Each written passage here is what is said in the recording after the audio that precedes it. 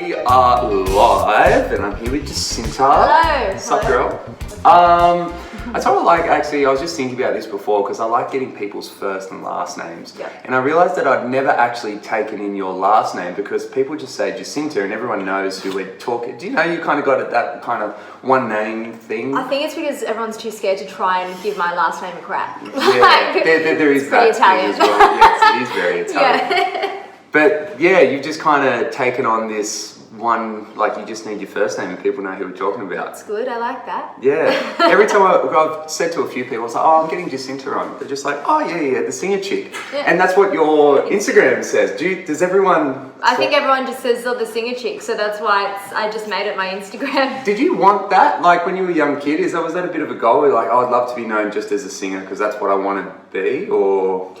Did that ever cross your mind? Because I know there's a lot of dancers where they have to explain, oh, I'm a dancer, but I do this, and they have to try justify. Yeah. Which you would get that. Yeah. Well, I mean, when I started, I just wanted to perform. Like, I was that annoying little kid who was like, look at me in the front. So I didn't really care what it was, but then singing kind of just took over. So then singing became my thing. Right. Okay. Yeah. So yeah, where are you trained dancing forever and ever and ever? When was the last dance class you did? Oh, a long time ago.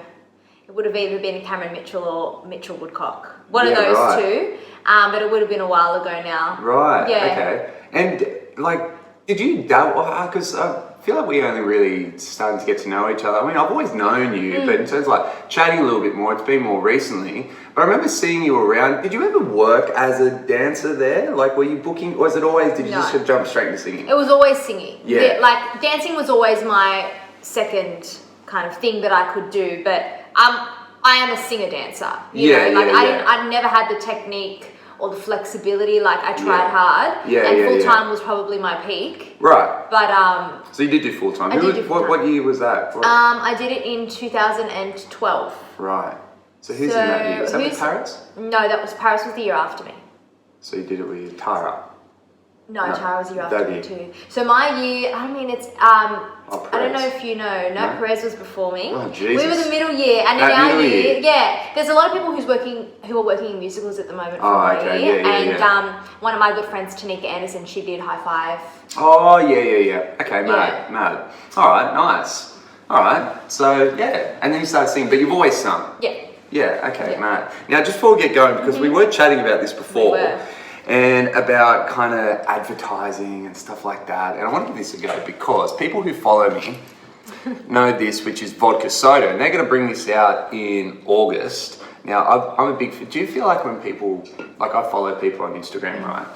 And they have a big chunk of followers. Do you have people that go, can you advertise this for us? Because, I always find randomly, I'll be following someone, then all of a sudden they care about their teeth and they're trying to sell me some whitening shit. It's like, I have never seen you mention dental hygiene. Yeah. And now all of a sudden you want to send me. So that's where I don't get when people advertise shit that they don't even believe in or use. I'll only really push something if I feel like it's true to me or true to my brand or something that I am interested in or want to get around. Like, I'm not going to just post something super random. Because I love throwing stuff out there that I really like. Yeah. And because people actually thought I was sponsored by these guys. I'm like, no, not really. I could just get around it. And have you ever seen this? No, but I was saying to you that I saw it on yours. On mine. Yeah. So the whole, I think the gimmick, is it a gimmick? I don't know. It makes you feel cool because you crack that whole thing comes open.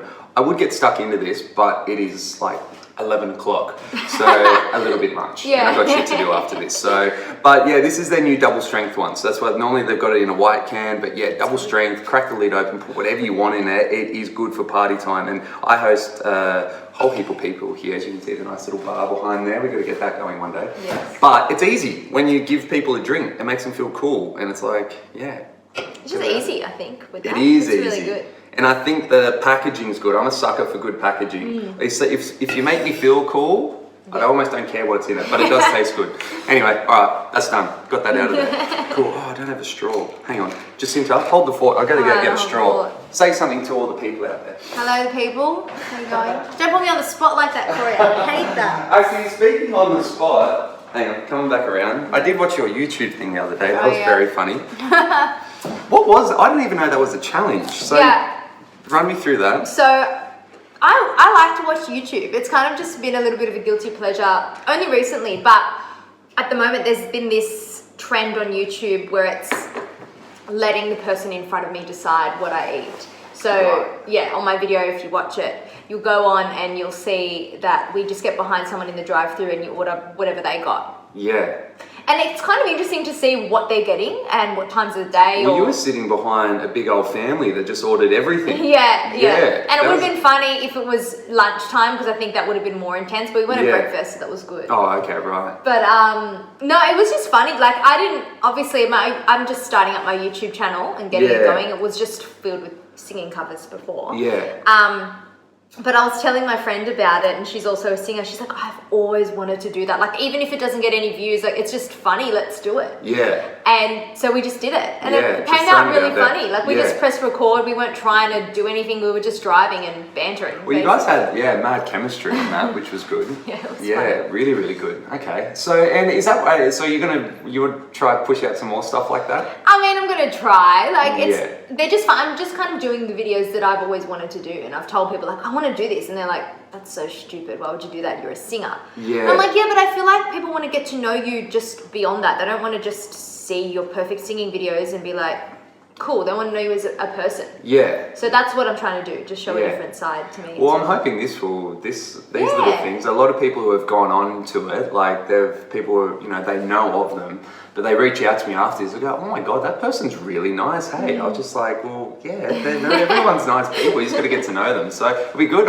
You've sold me on the first one. I'll be looking forward to see a bit more than that. But if we were talking more about your singing now and stuff like that, now you're not shy to, being on our TV screens and doing that type of thing. So you did The Voice last year, and a few years before that you were on X Factor. And I remember watching you on both of those. Both of those processes, I'm not going to say which one was better, but just tell me how they differ. How did X Factor do it? How did The Voice do it? And what was some similarities, differences, all that type of stuff? At the end of the day, they're both reality TV shows. And so people who have experienced that will know what that's kind of about. However, with X Factor, I was younger. I was like 19. And well, that was a while ago. Yeah, it was a while ago. It was in 2013. Okay. Right. So, and I auditioned solo, but then I got put into a group. And I think the reason behind that was the year before I also auditioned, but I auditioned as a part of a group. Because I had auditioned for so many years prior and just to the producer round every time and always got knocked back. So then in 2012, I had the opportunity to audition as part of a group. Someone came to me and said, I'm kind of working with X Factor, they're looking for new groups, would you be interested in joining one and auditioning?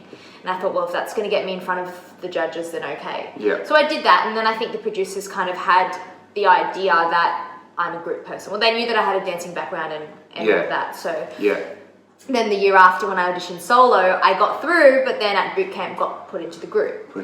So that was a different experience because obviously I got to share it with other people and a little bit of pressure was taken off me. Yeah. It was still stressful, but not to the level of The Voice. Yeah. Because I put so much pressure on myself doing The Voice, but I also put a lot of pressure on myself at doing The Voice because of the fact that I did X Factor and the fact that I was in a group, and I didn't want people to think that I'm just a group singer. I wanted people to think that I was strong enough on my own. And that was the reason why I went on The Voice. Yeah, I was about to say, The Voice really got to back your voice. Yeah. Excuse the pun. But yeah. Because I feel like that can happen a lot, and I'm kind of plugging the show a little bit. It's a bit obvious, but it is about The Voice, and they turn around and they go, oh, thank God she's pretty as well. Yes, we can do something. Yeah. After The Voice though, these shows that's happening, I know people are really entering them, and I'm struggling to see anyone who's bringing out a great album after these shows. Is that something that a lot of singers talk about as well? They're like, yeah, we might win this thing, but is there still an uncertainty of life after the show? Yeah, I mean, I never went on the show expecting that I was going to be a superstar or recording artist, let's put it that way. You see that, I think it's just because these shows now, there's been so many of them. the reason why Guy Sebastian and Shannon Noll and all those, and Jessica Mabel and all those singers from Australian Idol have done so well is because they were the first of their time, and everyone was, remembers them because everyone watched it. Yeah. But now, because there's been so many seasons, I think this is season 8 of The Voice now. Yeah. And I was on season 5 of X Factor, and it went for a few years after that. Like, there's just so many contestants that I feel like the Australian public's just like, I don't know, there's too many now. Yeah. Who are the Aussie artists that haven't gone through a show that are singing at the moment?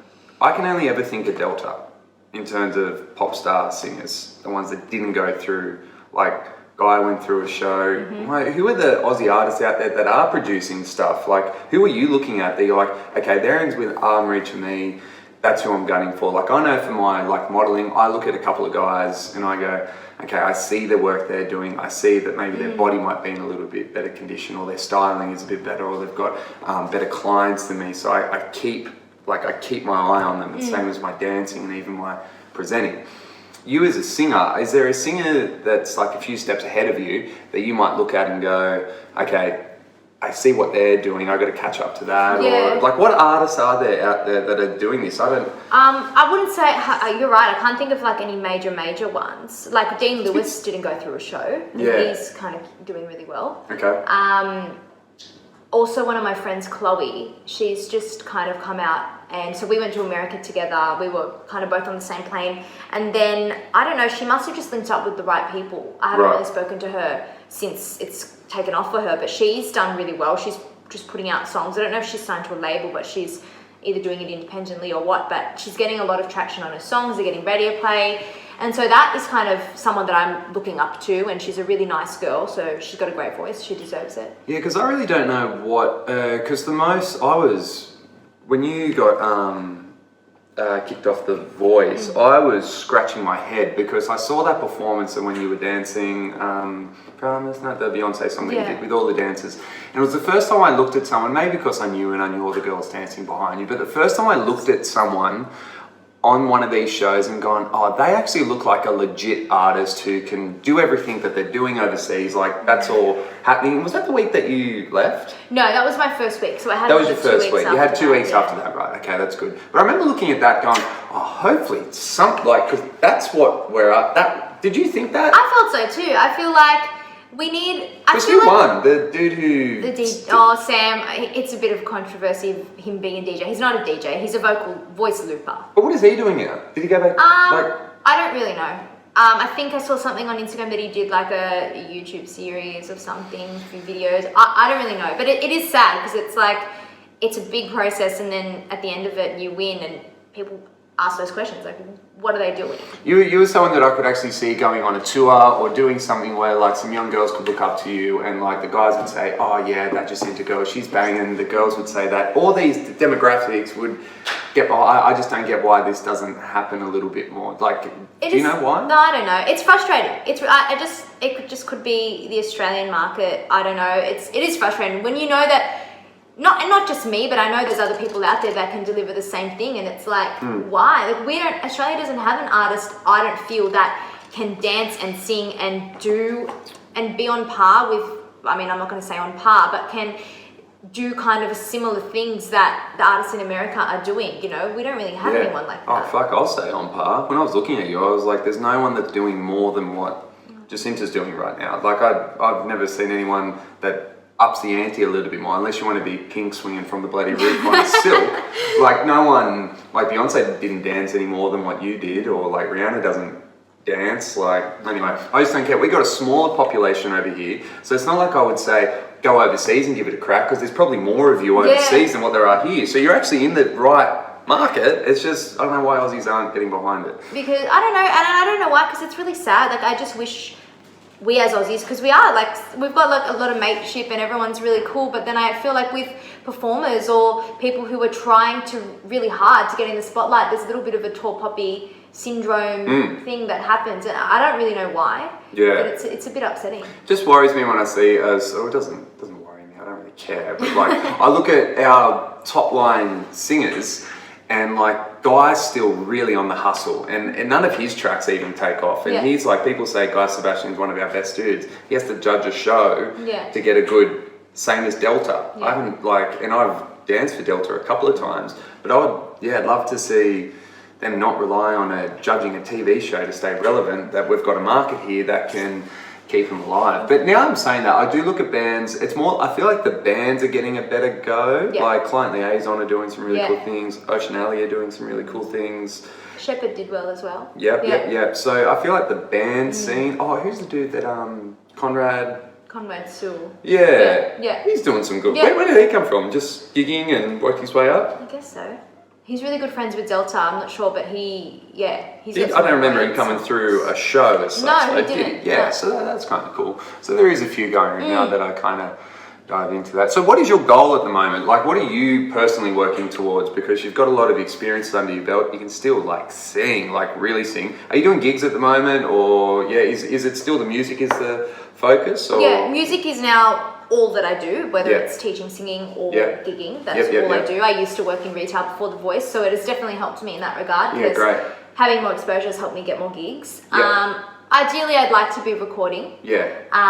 But it's just hard to find the right people for me, the right producer for me, and I'm such a perfectionist in everything that I do. So if I try and write a song, I'm like, nah, it's not good enough. Or I need someone with me to just not even help co-write, but just someone to be there to be like, yeah, no, that's fine, trust yourself. Yeah. Because if I'm trying to sit there, write it myself, nothing will get done because I'll constantly be going back over it and think that it's not good enough. And what type of music are you writing? Like, what genre do we put this in? Does it have a genre?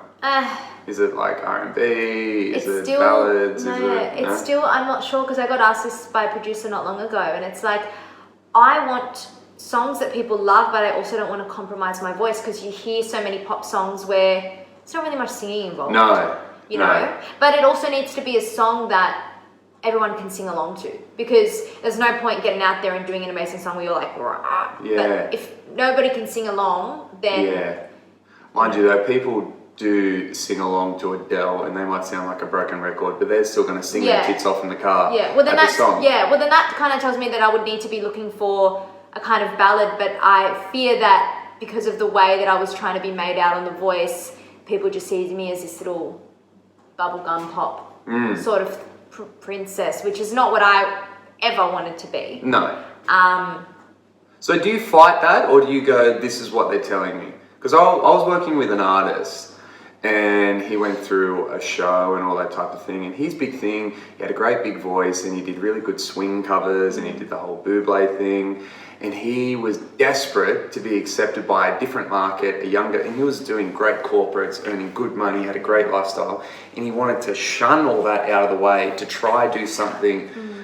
And then I was with him as a choreographer, and then he said to me, oh mate, would you want to be my manager? Because I used to, and I was like, I don't think you'd like me as a manager, because I'd tell you not to do what you're doing right now, because you got to listen to your market, and they're telling you to be this, and you're trying to not be that. Yeah. So for this, you've seen a response with people kind of also playing up to not only your talent, but your aesthetic presence that you give out as well. Is there a bit where you have to kind of accept that, or do you still keep fighting that to go, no, God damn it, listen to my voice, this is what I want to be? Well, what I felt from being on The Voice was that the Australian public liked when I was me, when I sang the ballads, when I did the songs that I chose, like in my sing-off. But when it was songs like, and I enjoyed doing every single song that Delta gave me. I still had a great time, other than Shake It Off, but she knew that.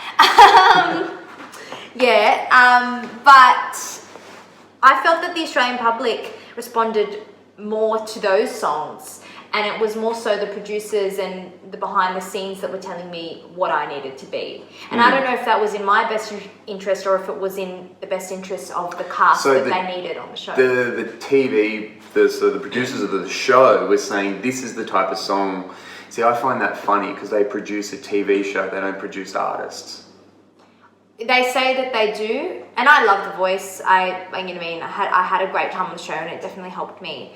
But yeah, I feel like they've got a little bit of a cast. Like they've got to have someone who can sing and dance. They've got to have someone who, I don't know, has had a family tragedy or something. Oh yeah, they've got to have that. They've got to have someone from Indigenous background, someone who's either a little bit bigger. They've got to have a drag. They've got to tick all the boxes. Yeah. And I understand why, because they want to appeal to everyone, the whole of Australia. However, I feel like the public sees through that shit now. Well, I as soon as they audition, They come out and then they might sing a little bit flat, but they've got a story and they've got a this, and we turn around and go, she's going to go on because, this happened.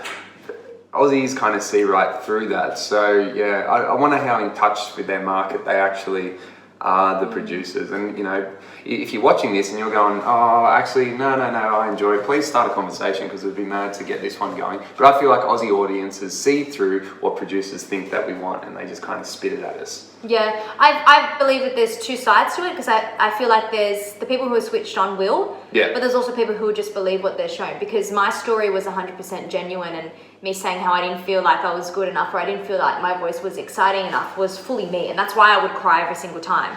Not because I was trying to get through, like I copped it from the public being like, oh, stop crying, oh my God. That was me because that was my genuine insecurities coming out, and that was real. Yeah. Whereas that's very much the dancer coming out in you as well. I feel like a lot of dancers drop their marbles when they start talking about their talent. No one really believes in themselves as much as they really should, and it might be, it's a bit of the dancing coming out in you maybe. Yeah, it was such an emotional roller coaster for me doing the voice. But yeah, I feel like one half will believe just what they're shown and be like, oh, I feel so sorry for that girl, blah, blah, blah. But then the other half will be like, come on. Yeah. So I don't know, I think there's a half. Okay, yeah, that's cool. I get you on that. I have a lot more respect for, I think it's harder to be a singer than it is a dancer. Is that a fair call?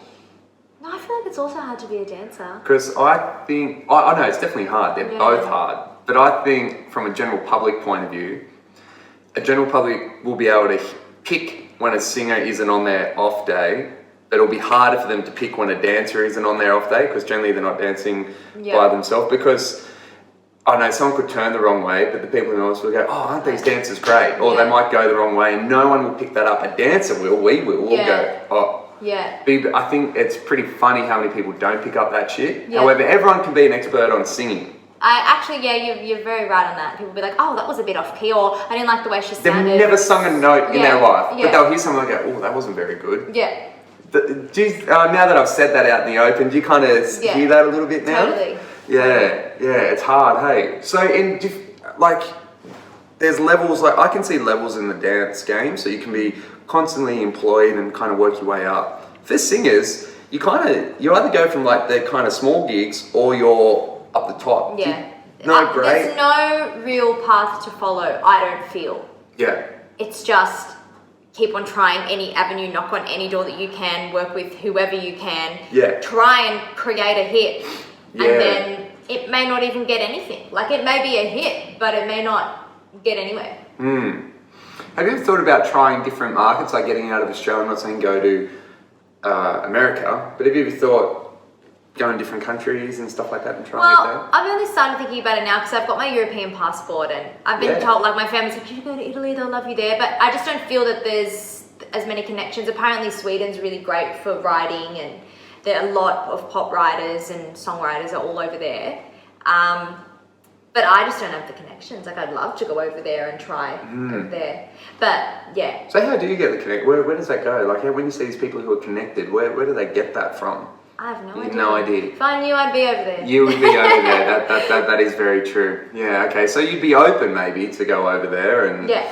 Yeah. Okay. So Italian background. Do you speak the language as well? A little bit. I can understand. I understand my nonna. But I'll always respond in English because I just get really conscious that I'm going to stuff it up. I tried to speak to one of our cousins from Italy on the phone, and I just was so slow. Yeah, right. Yeah, because they speak a million miles an hour. Yeah, and if I'm pushed into a situation, like my boyfriend and I were in Italy and we were in Milan and we were stuck at the bus depot, like we had gotten a bus from In Milan, there's not a lot of English there. No. I've been there for a little bit as well, and there's no English. Yeah, so we were stuck. Like we'd gotten a bus from Nice to Milan, and we were at this bus depot at 11 o'clock at night, and it was not the safest place to be. No. Milan's got some hellholes. Yeah, it was pretty scary, and we were trying to order an Uber, and there was just we couldn't figure out Wi-Fi, and we were starting to panic. And then I saw a taxi there, and I'm like, we're just gonna pay whatever it is. Yeah. And I'm just gonna have to try and speak Italian, and I did. I said, oh. Did you know your address? Yeah, so I had the address. Oh, that's all right. And I kind of fumbled around, but then I think he must have thought that I could actually speak because he was just going a million miles an hour in the car, and I was like, yeah, see, picking up on a few words. Wow. But yeah, I could understand everything he was saying. Yeah. But to speak back, it was just too scary for me. Yeah. Okay. It would be. That's actually a pretty good call by the Wrens for you to get over to Europe, though. Yeah. Yeah. Have you? So when you're trying to put a song together, do you go on personal experiences that happens? Do you go from songs that you already like? Tell me your process on how you would construct a song. Yeah, well, for me, I feel like I need some kind of music or some shell to write to, because if I'm just trying to write lyrics, it's not going to turn out the way I want it to. I feel like it'll start to sound like a poem, like pretty naff, which I'm not into. So I always like if I am in a writing session, or I'll say to the producer, do you have some kind of music or something? You need a hook or something that you can, like a background, and it will normally be like music, and then I'll think of a melody that I like, and then it will be trying to put the lyrics to it. Right. And those lyrics I do feel need to be a personal experience. Like I was writing recently, and the producer was trying to tell me to write about an experience that I've never really dealt with. And I just felt like I couldn't connect. Like I couldn't get the words out, but then when I would try and change it to something that had happened in my life, it was easier for the words to flow. Okay.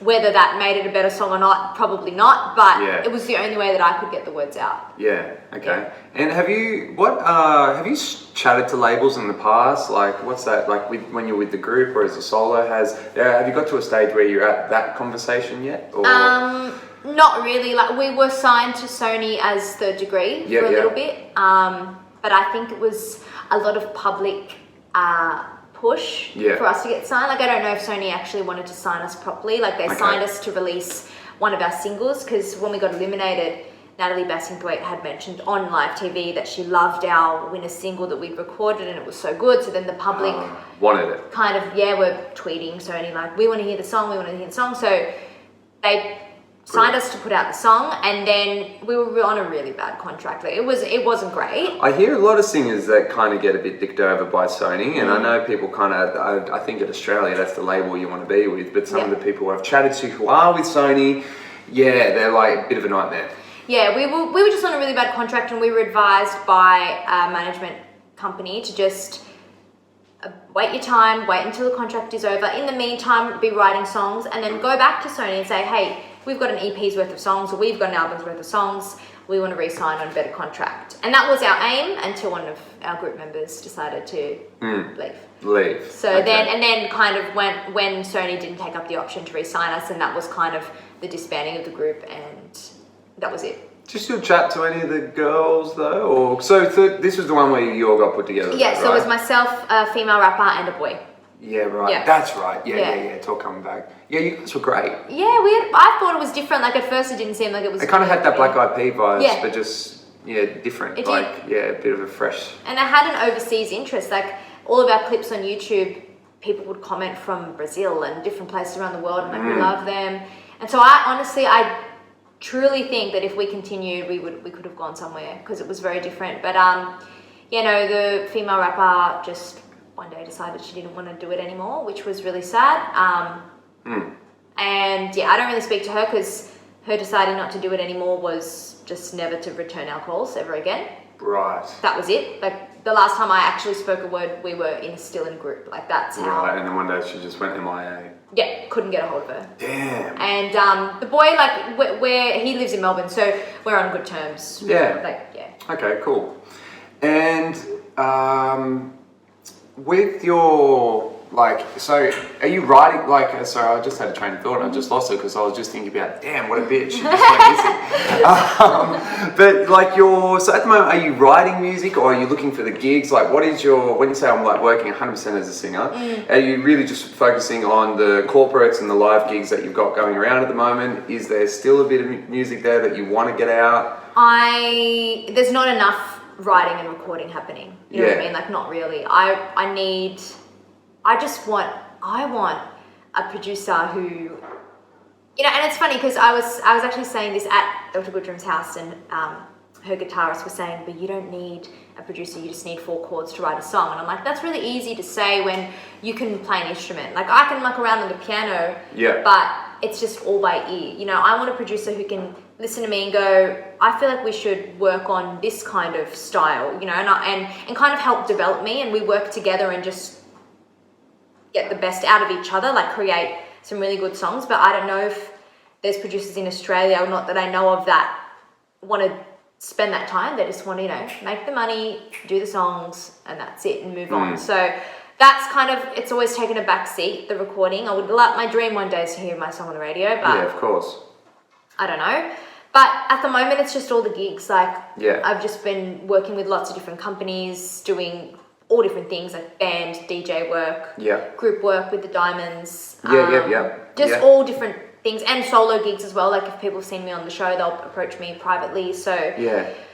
yeah. And you're with Forward Management as well, Yeah. with PJ, the kind of extension of Jeep. Have they got you on as a singer, or have they got you doing a bit of acting as well? Like, what are you under their title? Are you there as Jacinta the singer, or? At the moment, it's singer. PJ has been bugging me so long to get some more acting things under my belt, which I need to do. Sorry, PJ, I will. It's my fault. It's my fault, PJ.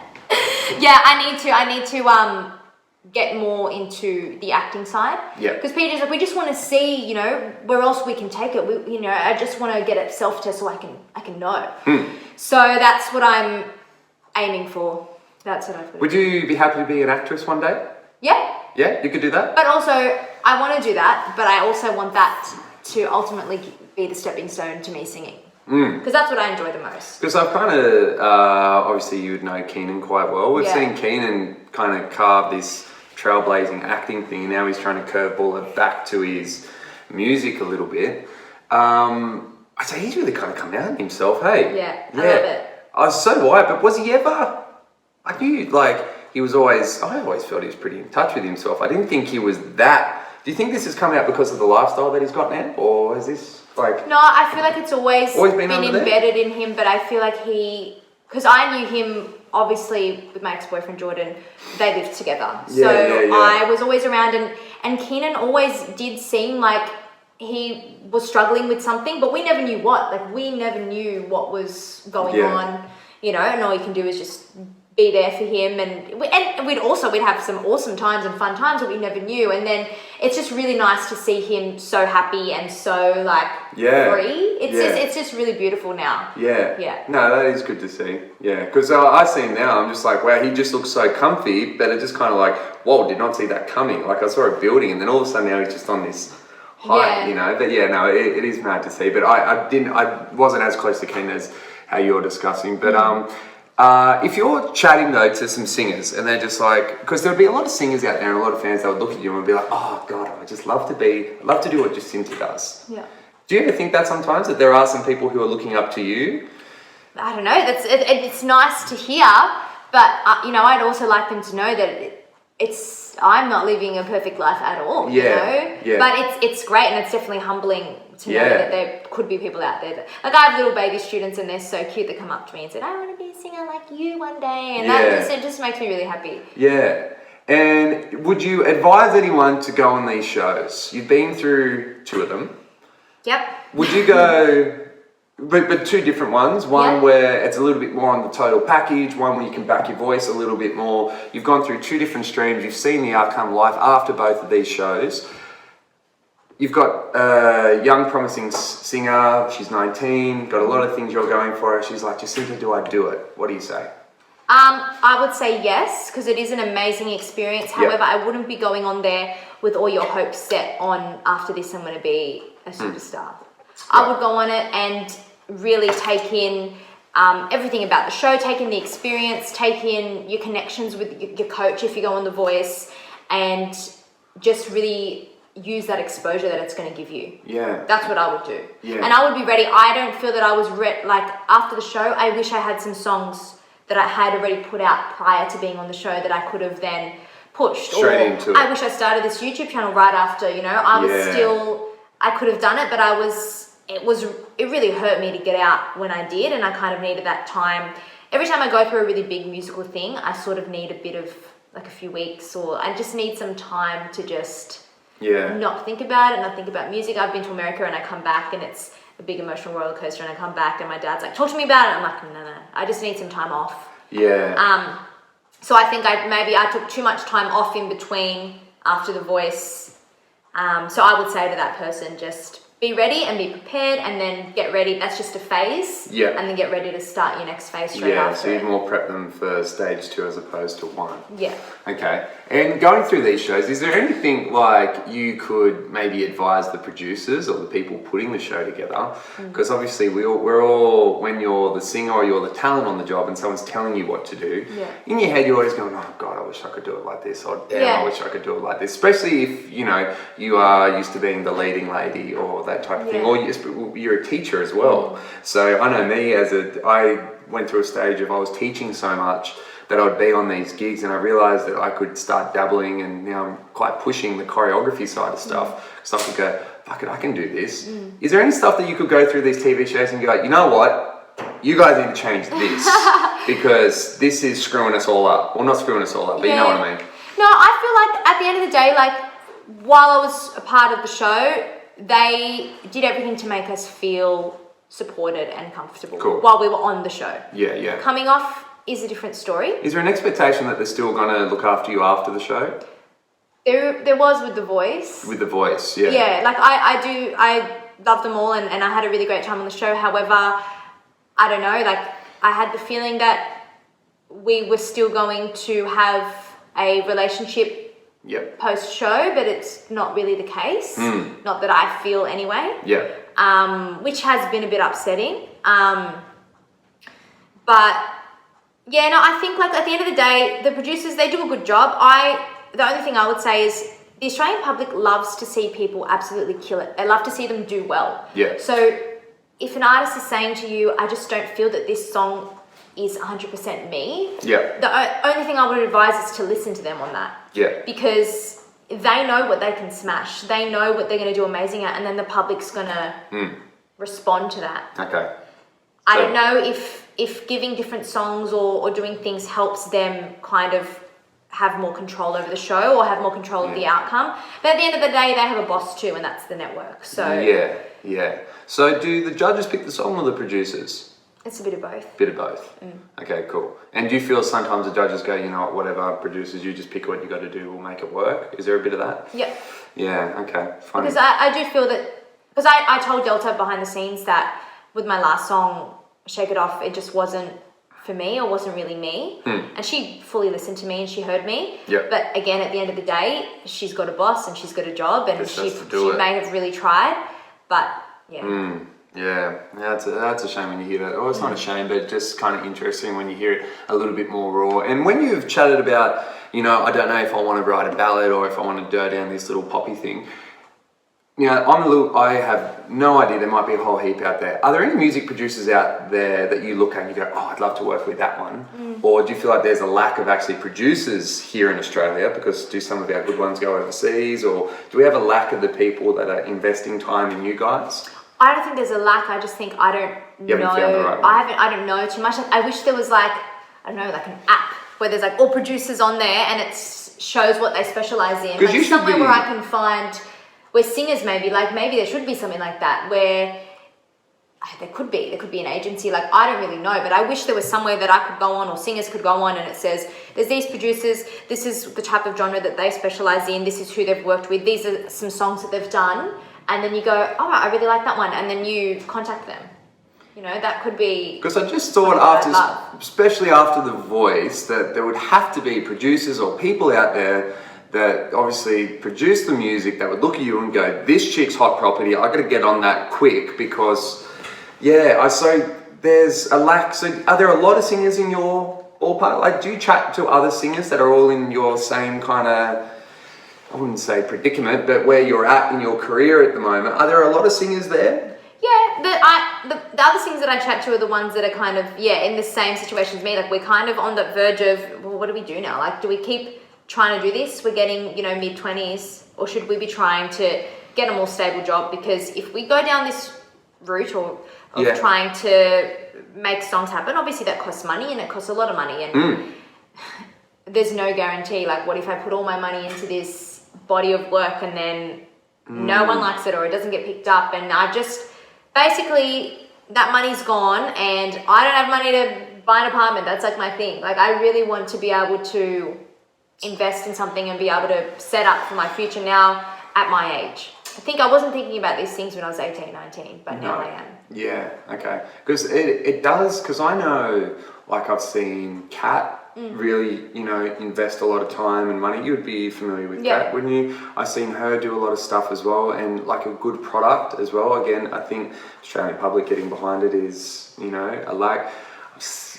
Brighton, does she? I mean, she gave it a go there for a while as well. Yeah, like, I don't know. Yeah, it's just I just wish, because I'm watching this thing at the moment on Netflix. Have you seen the Defiant Ones? I think it's called. So it's about I think his name's Jimmy Levine. Do you know him, Jimmy Levine? He's like, so he's a music producer, and he started with like, so he teams up with Dr. Dre. Yeah. And like it's all about them coming together and doing the Beats by Dre headphones. They sell it for $2 billion or something. Yeah. But it's how he started off, just changing records at a thing, and how he built his way up. You know, he started doing music engineering for John Lennon.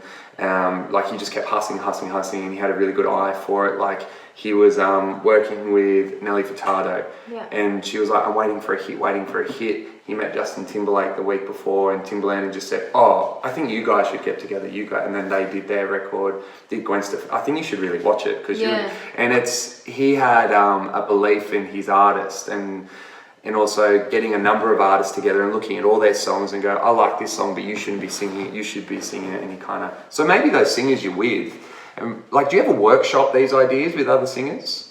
Not really. Yeah, because I find I've been watching a lot of comedians as well. They get together and they practice their bits with each other, and they give each other really honest feedback. So maybe you sit in a room with a few of these singers that you really respect, and everyone just pours their heart on the table and just this isn't why it's working, or this, because I kind of do that for dancers now. They're coming to me with a lot of advice, telling me everything. I've gone, well, it's because of that. That's why it's not happening. Yeah. So maybe singers need that in Australia. I could see you doing that. I could see you starting that, little thing. Yeah, cool. All right. So, what is your? Do you have short-term goals, long-term goals? I know we want to hear you on the radio. Yeah. But is there? So that's the dream. Yeah. Is there something there where you can go, okay, I want to book this gig, or I need to connect? Is there a goal at the moment that you're working towards? No, I'm gonna sit here and say not really. Like, I'm happy in what I'm doing. I mean, it's not really a busy time of the year for gigs wise, and I'm still busy, so I'm happy with that. Unreal. If singing or performing or hearing my song on the radio doesn't happen, like maybe going out on my own and being able to book my own gigs, because I'm going through, obviously other booking agents, and that's great. But maybe something like that, starting my own kind of booking company or system or something. Yeah. And then if that doesn't work, teaching, because I do love it. You do cool. But I still want to I still want to perform. I feel like I've got more in me than putting all my time into starting a singing school just yet. Yeah, 100%. 100%. I mean, my we own a dance studio, and I love it, but I'm still very invested in my own career as well, so I 100% get where you're going from. Well, that was a really, really good podcast, I'm going to wrap that up. I feel we got all the good stuff out of there. Thanks for your time. Thank you for having me. Right, bye. Bye.